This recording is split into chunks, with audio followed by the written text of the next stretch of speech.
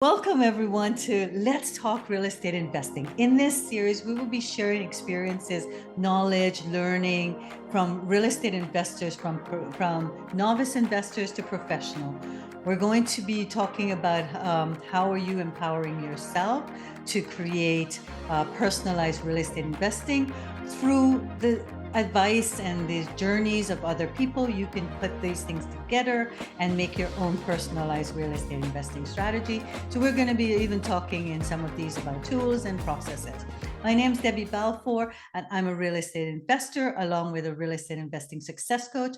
And I help real estate investors to build your personalized real estate investing strategy and scale efficiently so that you can start enjoying time freedom, because that's what we all want.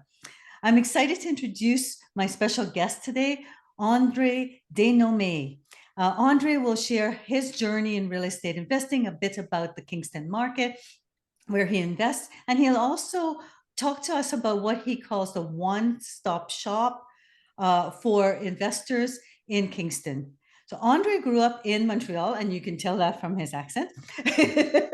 And he served in the military for just less than 25 years.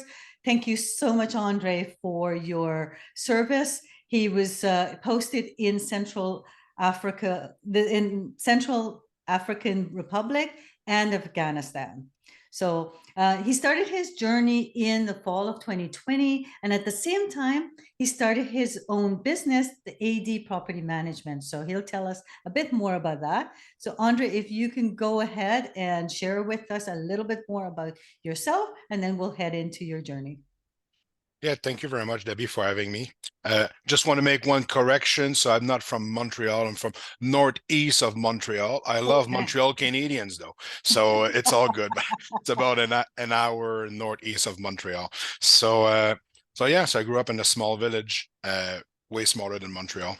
And yeah, I decided to join the military at 20, and 25 years later, I retired. So that was quite a journey, but it really, seriously, I would not change anything because it gave me all the base, discipline, organization, people skills, all kind of skills that I needed at this moment of my life when I decided to start my business. So I really enjoyed the ride. It was not always an easy one, but you know what? It was a great one. And so yeah, so I decided to leave the regular force in 2018, joined the part-time reserve force because they didn't want to change city. They wanted to transfer me. I didn't want to because I had teenagers. So I stayed in Kingston, and COVID happened. So what COVID did to me and all kinds of people around the world is send us back home, work from home. So I was part-time in the military, so I had too much time on my hands, and decided to start my real estate journey. So didn't know how to do it. Went to see the bank. I said, I would like to buy a second house. They said, okay, so you could have $250,000. I don't know about you, Debbie, but here in Kingston, we couldn't buy a shed for that price. Oh, I'm in BC, so don't even So, think about it. so you know what I'm talking about. So I don't like the answer no. So I decided to find a way. So one of my good friend, Martin Ouellet, said, you know what, let's look at what you have in your hands. So met at my house, look at that, and said, you know what, we can transform it into a legal duplex. So beginning, I didn't want to. I was living there with my 3 kids, but I said, you know what, if I want to get going, I need to do something. So did it, lived in it, then refinance, then I could buy house number 2. So bought the house number 2, moved into that one, secondary suite in the basement, and then refinance, did the same thing. So I used the BRRRR strategy. We were talking, and before you start recording, we're talking about different strategies. For me, the BRRRR strategy worked pretty well.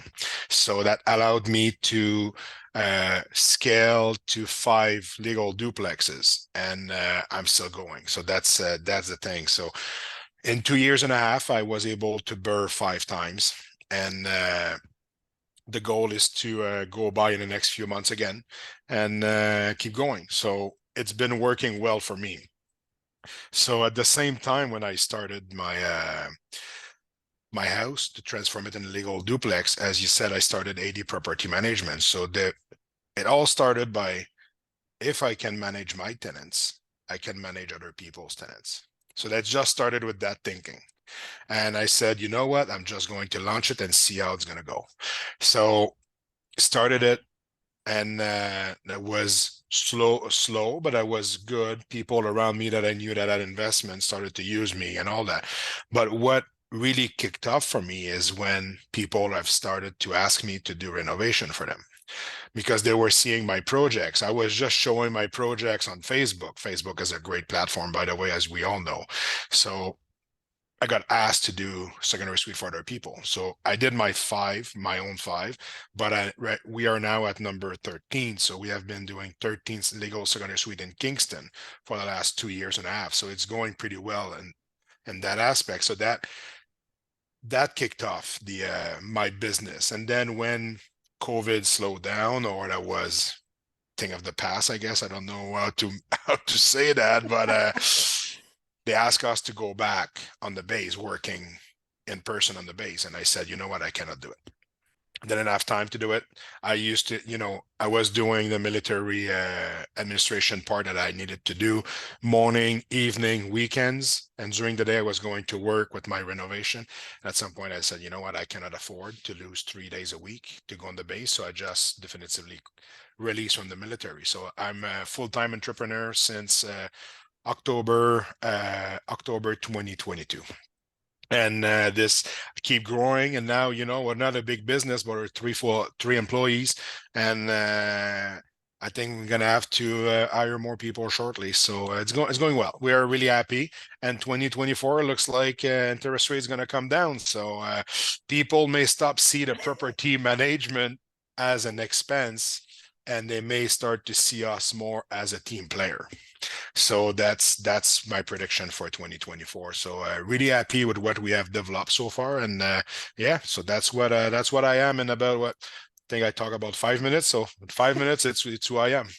That's awesome, Andre. So, Andre mentioned the BRRRR strategy. And for those that are just getting started in real estate, or inspiring or aspiring, actually, real estate investors, the BRRRR strategy stands for: you buy a property, you renovate it, you rent it out, and then you refinance it. And then you take the money from the refinancing and you buy another one and you do it again. So that's It's the been you repeat. Yeah, repeat. that's the repeat on there. So that's amazing. So it just shows that where there's a will, there's a way. I have so many people that say to me, "But Debbie, I don't have any money to invest." And the Scotiabank has the "you're richer than you think" slogan, and it applies here because you really have to look at what you have in your home, what you can do with your home. And like I loved it that you looked at your home and go, okay, I only can qualify for this much, but what can I actually do with my residence, my main home? And you converted it and you got more money from that, and then you were able to scale up and go from there. So So if I that's can, amazing. you were saying you don't need money to invest, and I am the prime example because I had zero money.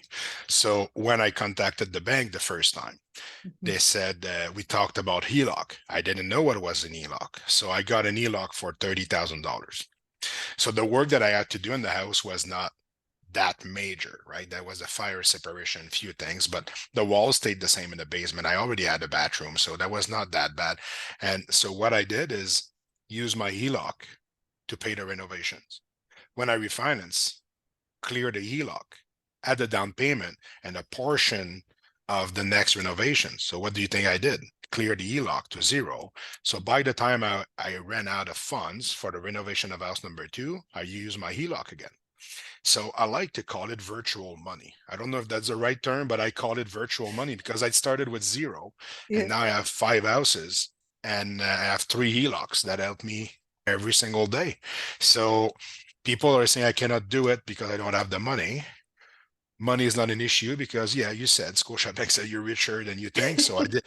So yeah, so that's you're right. You don't need money. Some people use other people's money. I didn't use other people's money yet, but Mhm. what I did is use my HELOCs and the virtual money that was available for me.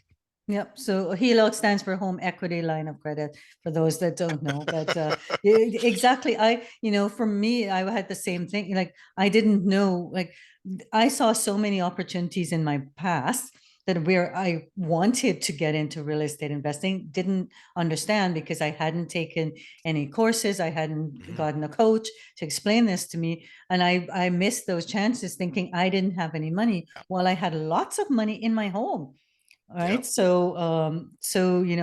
look at your home, look at your, registered funds, look at your mom and dad and your brothers and sisters to, come in with you. There's so many different And opportunities there. you need to think outside the box a little bit.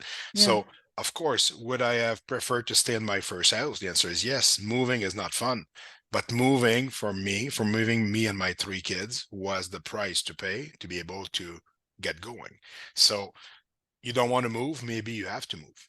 Yeah, some So sacrifices, right? yes, Make some yes, sacrifices initially now so that you can enjoy the life that you want. So exactly. Yes. that's amazing too. And the other thing that you said that really jumped out is about the fact that you were going to property manage for yourself anyways, Yep. and you decided, why don't I take this and do it for other people? That's amazing. That's that thinking again, of leveraging and creating more income Mhm. streams, right? So if you're creating something for yourself, think about it. Is this something that I can also leverage? I'm doing it anyways for myself. Is it something I can leverage for other people?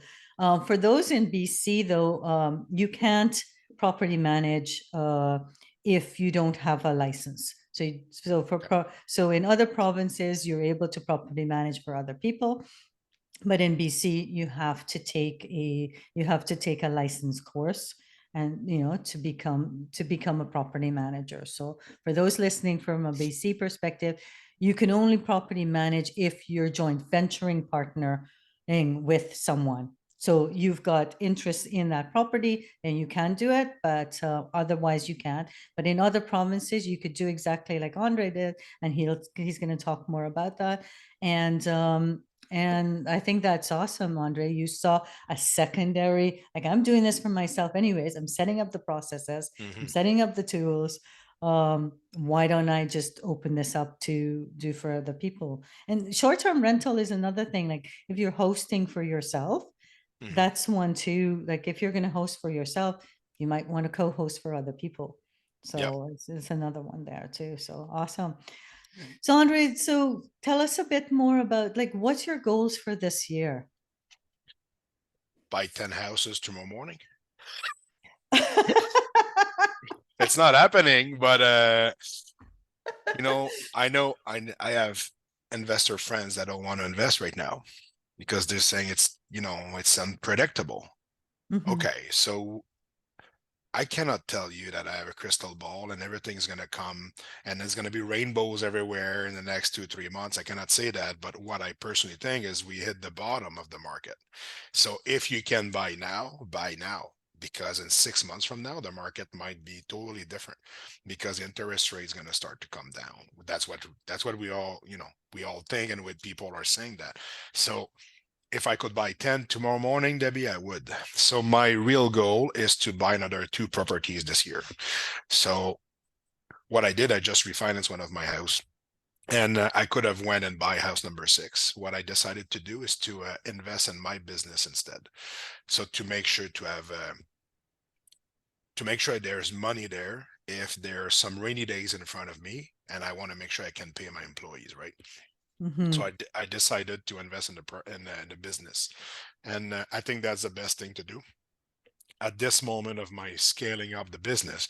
So what I want to do is before the end of 2024 is to buy another two properties and use the same BRRRR strategy and keep going. Because what I would like to achieve is to buy at least two houses per year.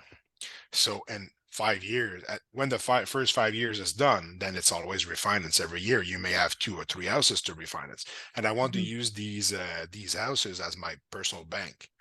And I think it's achievable. That I don't think that's going to be a hard to get to the point that, okay, I'm going to have my personal bank refinancing every year. I'm going to get money out, and that's probably when I'm going to start to look at multifamily.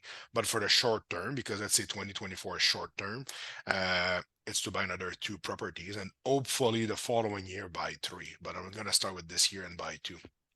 So that's a plan for this year. On the business side, is to really go hard on advertisement and really bring more investor in, really show them what we can offer and why we're a very good option for people. So there's two different things going on with me, that my real estate investing and my business. So that's a goal for 2024. Okay. And so those other two properties that you're looking at purchasing is all with your own money. You're not planning to get Yeah. partners or anything So like that in them. if the right partners are coming in and the right opportunities coming in, I'm not going to just blindly say no. But Right. right now, the ability to do it by myself is still there. Mhm. So I'm most likely I will keep going by myself for a little while. I love what you said, Andre, because it makes it's achievable. You're not setting like unrealistic goals for yourself. You're not over lever. You're looking at it, and what you said about taking that money and putting it into the business so that you can pay back. So you're not looking at over leveraging yourself. I see people have goals to buy 100 Yeah, doors in yeah. 1 year. We That see, scares we me. we see that every day, every other day on Facebook, on all Yeah. these groups. And what's your goal? And yeah, how do you achieve? Well, first, you don't achieve it by yourself. So let's say you get 100 doors, but you're not by yourself. You may own five. Yes, exactly. So 100 is a big number, but what do you really own in there? So yeah, it's scary, as you said. So my plan is really conservative, if you will, and I just want to do it in a nice way to don't over expend myself that I cannot manage it anymore. So because you need to pay these bills, right? Yes, When exactly. so yeah, I think two is reasonable, and hopefully in the future I will be able to do more than two. We'll see. Well, I love it. It's great to have these, you know, huge goals to challenge yourself. At the same time, you need to be realistic and you need to think about like, if you're doing it that quickly, what's the foundation you're actually building it Yeah, on? Can you exactly. sustain that?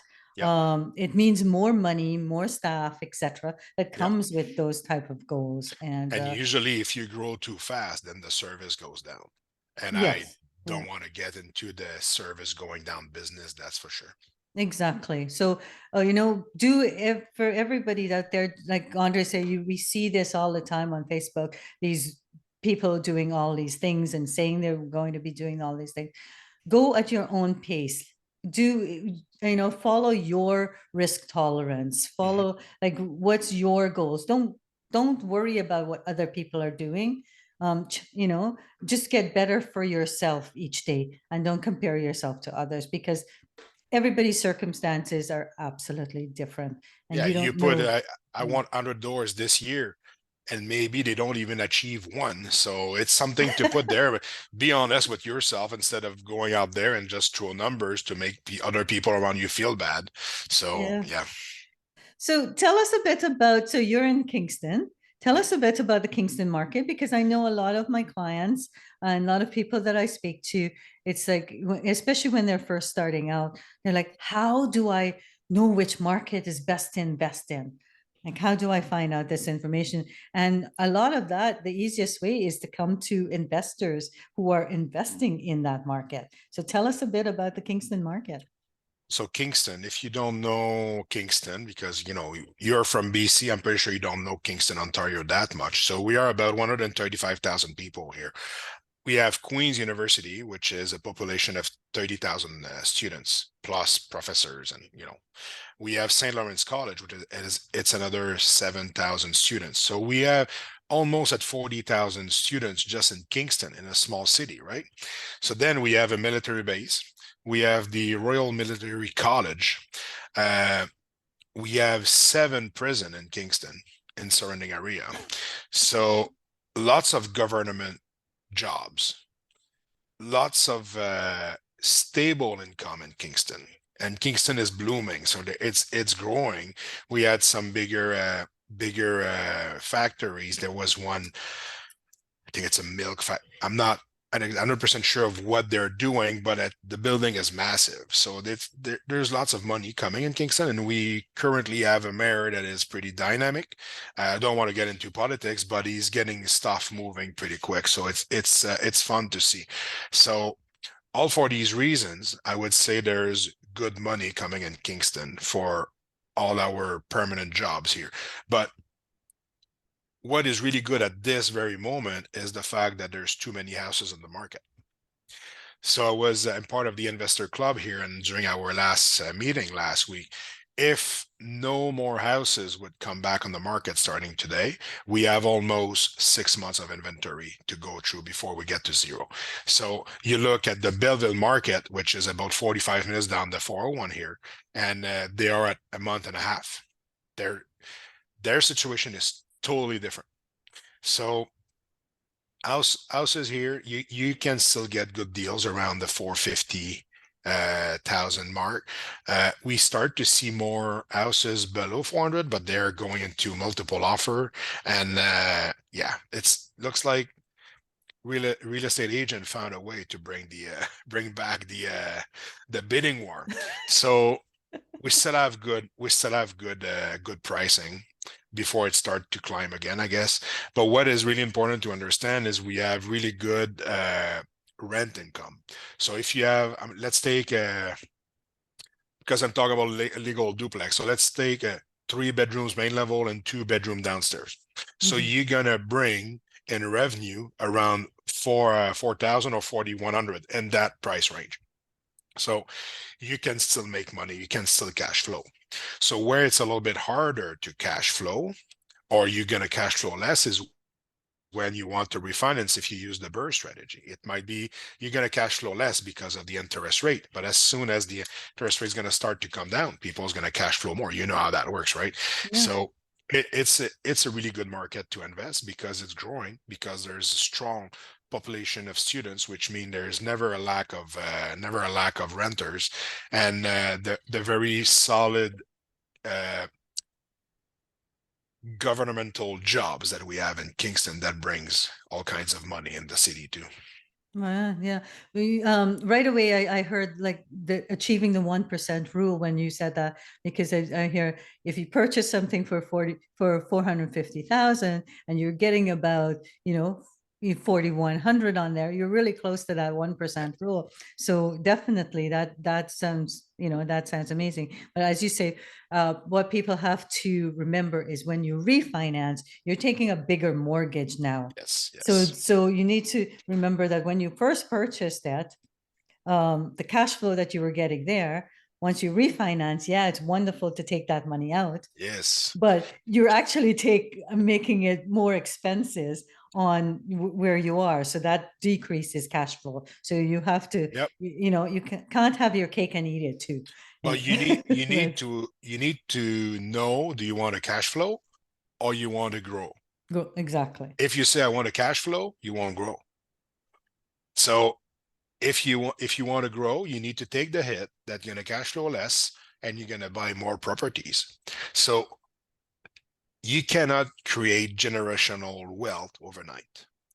So if you say, and that has to be fast, but try crypto and forex and all these things. All Even right. that's like you lose it But no, all. but you know what I'm saying. Yeah. Everybody is advertising that it's so good. What whatever. So if you want to create generational wealth, you need to understand that something's going to give. You want to keep scaling, fine, cash flow affected. You don't want to affect your cash flow, don't scale, stay where you are. So that's my 2 cents on it. It's all depending on your needs. If you're a person that needs cash flow right now, then refinancing at this point may not be the right Mhm. strategy for them. But if you don't need that cash flow, but want to grow, then as Andre says, yeah, you know refinance and repeat.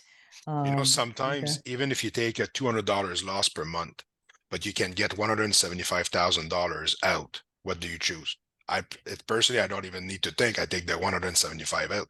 Yeah. and let's put $2,400 throughout the year in the house. So anyway, I don't want to get into too emotional stuff in there, but to me it's pretty easy. You need to know what's your medium term or long term goal instead of short term. Definitely. I love what you said about what's available in Kingston because right then, like all these strategies are going through my head. I'm hearing so many students. So that is one way to up Yep. your rent that you're Yep. getting because you can rent it out by room and Mhm. with the students and have more in there. And then you're helping provide students with a safe, clean, nice place to live. And if you furnish it and you do some Yep. like executive student rentals, you can even get it, put some more good stuff in there for them. Then and there's Lots of such a money big with you. market there. Yes, yes, big. When you think about we're 135 thousand people and about 37 thousand Of students, students. you Yeah. just think about that. It's insane. And we're all helicopter parents. So with all those international parents, students out there, if you can provide something really nice to the students, I think that parents are willing to pay, knowing Yep, that their kids are in a really nice environment. So yep, you're that right. sounds good. Another strategy I heard was the military base. That's another one where you could set it up, have it furnished, just Yep, bring your suitcase and with that's the it. military, you're going to get paid because you can go And to their CO and yeah, but you know what's funny is the fact that in my basement, that's a Mhm. military guy that is here for the last 3 years from Quebec City. Oh wow. So, and yeah, that's a stable income. It's pretty simple. Yeah, it's being paid for by the military, Yep. and then if they don't pay, you can go to their Yep. CO and then it gets taken care of. So I have a friend that's in Barrie, Ontario, and that's been her strategy too. Hmm. So she just keeps buying condos, Yeah. for the military. So it's Cool. like bring your suitcase and that's all you Who need, take kind of. care of the rest? Yeah. So great strategies along with long term. Yep. The regular long term. There's sounds like lots of great opportunities there to Yep. like think outside the box, You right? have to. So Yep. yeah. So that's awesome, Andre. So you know, and I've spoken to Martin. I think it was about a few years ago now, 2 or 3 years, and he was talking about all the great things like you were saying that was happening in Kingston, and the restaurants and all of Yep. those things along by the river. So Hmm. It's a really nice spot on Lake Ontario. It's really nice. yeah. So that sounds mean. I do know Kingston. But I don't know the city. I've driven through it from because I lived for I grew up in Ontario in Toronto in Pickering. So and Okay. I used to go to Ottawa a lot to Hmm. party. To party. Those were my partying days. Like Ottawa and then 2 weeks ago. yeah, that's it. Yeah. Yeah, Ottawa was we started out in Ottawa, and then when the bars closed in Ottawa, we went On the other across side. to Hull. Cross the bridge. Yes. So, but that's another podcast. Yeah. All together. So that's awesome. So tell us a bit about your property management company now. Why is it a one-stop shop? What do you do that's so special that you can call it that one-stop shop? So when you're in business, people are saying, what do you do different than others? And what makes you different? Mhm. So when I started, I didn't think much about it. And when we start to think more about your business and what can I do to attract people and what set of skills do I have? Because that's all start with your skills, right? So I said, okay, so I would like to be a one-stop shop. So what is it to be a one-stop shop? I didn't necessarily know at the beginning. So I think a bit more. I start to read podcasts, all these things. So I said, okay, so this is my one-stop shop. I will take your example, Debbie. Debbie is from Vancouver. Vancouver, right? Mhm. So you're in Vancouver and you decide, I would like to invest in Kingston, but obviously you're not going to drive here or fly here every time there's a house that is available, right? So Debbie contacts me and said, Andre, I would like to invest in Kingston. Can you help me? The answer is yes. I go shop for the house for you.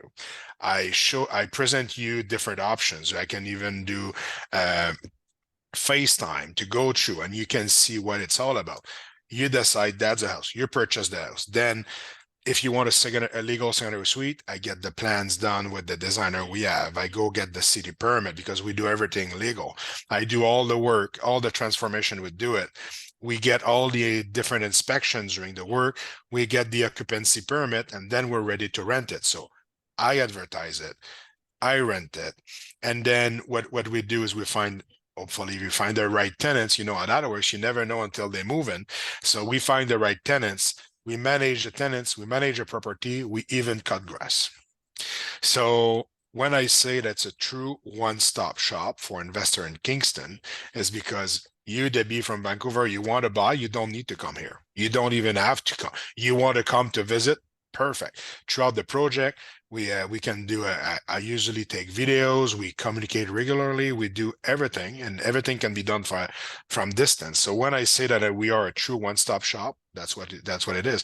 And during while we're managed, if there's maintenance to be done, we do the inspection, quarterly inspection, we do everything. So that's what differentiate us than others. I'm not saying that there's nobody else that does it, but I can tell you that's what we do, and we're really proud of this.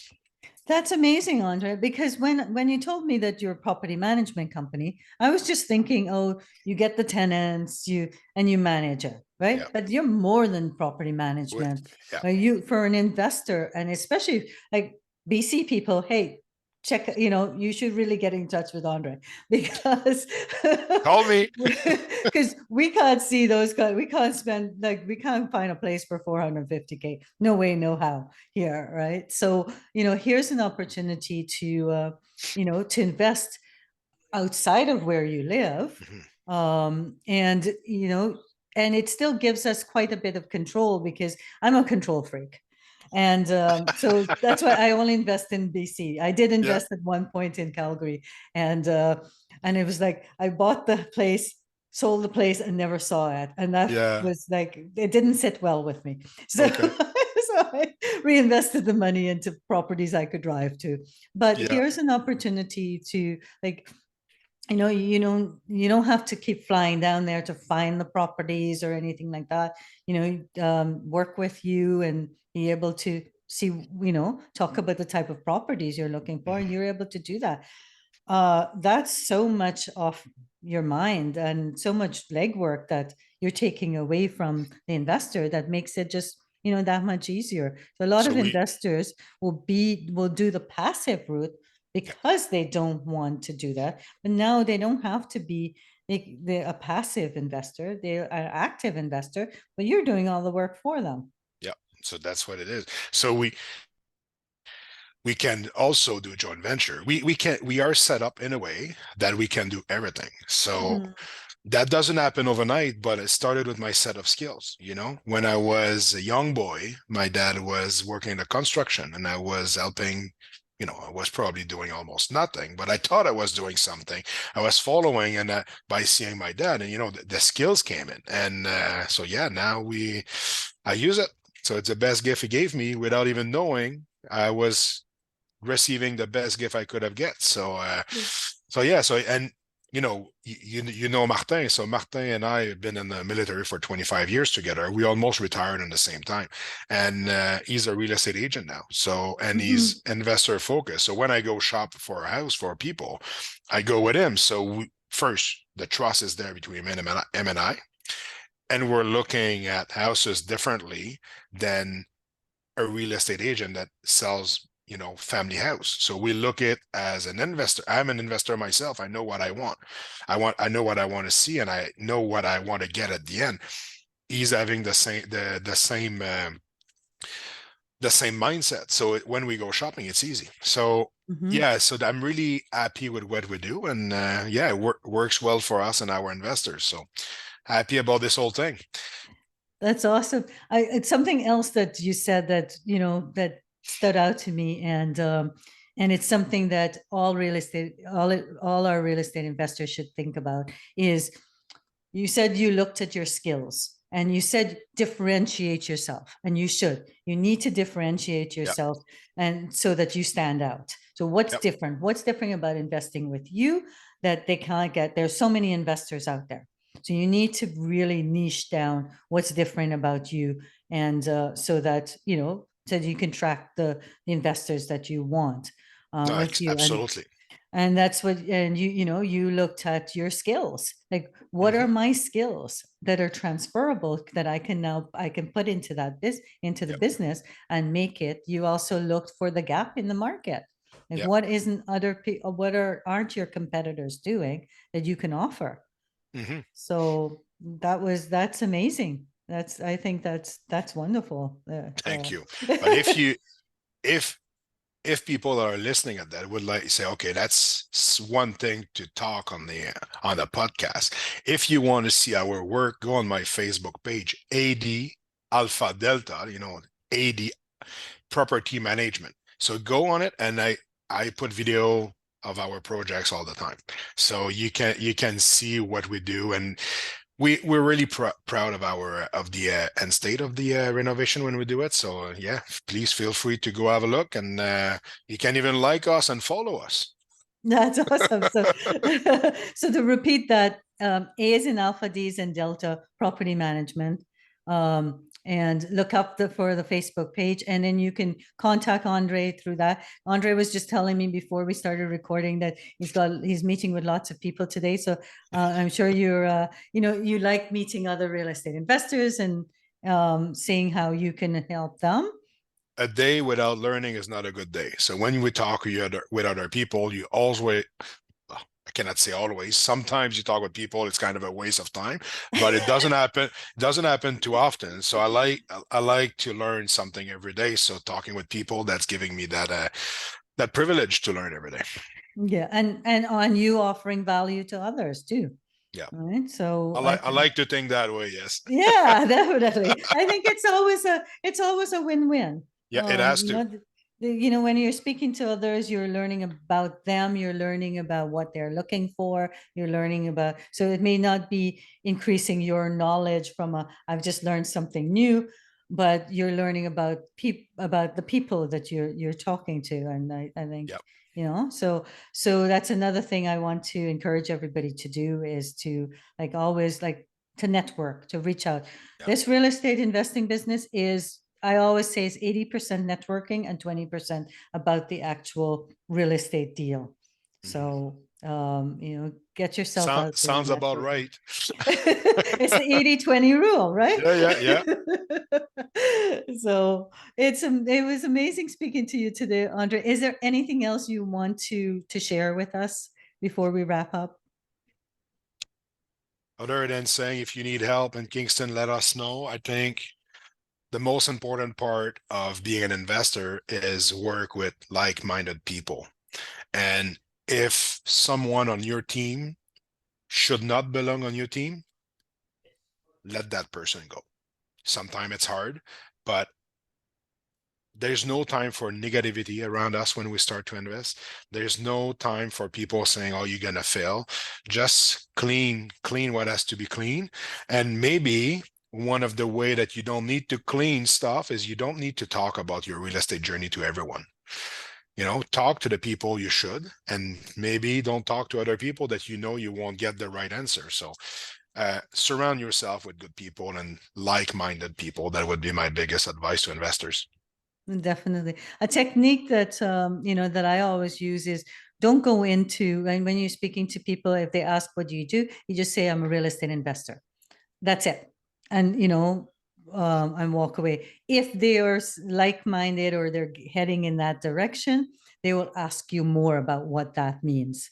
Right. Exactly. So yeah, so that's definitely that's very good advice there. So I think there's so many gold nuggets that you shared with us today, Andre. But the biggest one I got was like, wow, Kingston's a good market to invest in right now with all of those with the like 6 months worth of inventory there. Yeah.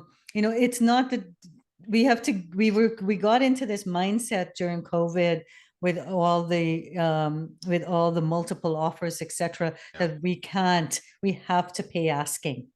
When there's like 6 months worth of inventory on there, you can negotiate. We're not Yep. in those days anymore. So negotiate, right? It's you don't Yeah. have to we're now in the back to the negotiating days. So we need to switch that mindset that we have to pay what the asking price. I don't know how long that's going to last, but right now we can negotiate and we can even put conditions, right? Yes, I know. Like inspection. Time to get your financing, time to Yeah. do your inspections, time to figure out about insurance and those things. Yes, Yeah. to take advantage on those, on the putting those conditions in. Opportunities to see the property more than once. That's Mhm. another great one to do, You're because right. sometimes when you walk through initially, it's you don't see everything. Of course. So yeah, that's another great one to put into your conditional offer. So Yep. awesome, Andre. I'm really excited about all the information you share. Lots of gold nuggets, and I will when I share this podcast, I will put into the notes how to contact you. Perfect. Thank you very much. So thanks everyone for sharing the time with us, and we'll see you again on another episode of Let's Talk Real Estate Investing. Take care. Bye. Bye bye.